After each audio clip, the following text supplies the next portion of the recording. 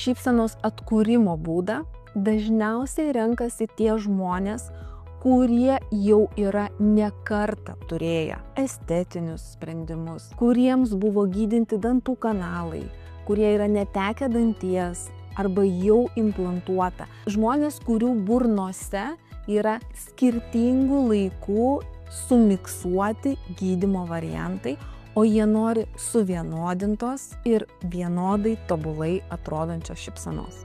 Vienas iš svarbiausių etapų, kuomet mes kalbame apie tobulos, gražios, estetinės šypsenos atkūrimą, tai yra planavimas, sprendimų priėmimas, kokiu būdu mes šypseną atkursime, kokias gydymo metodikas ir protokolus taikysime, kokių specialistų komandoje reikės, kokias technologijas turėsime pasitelkti.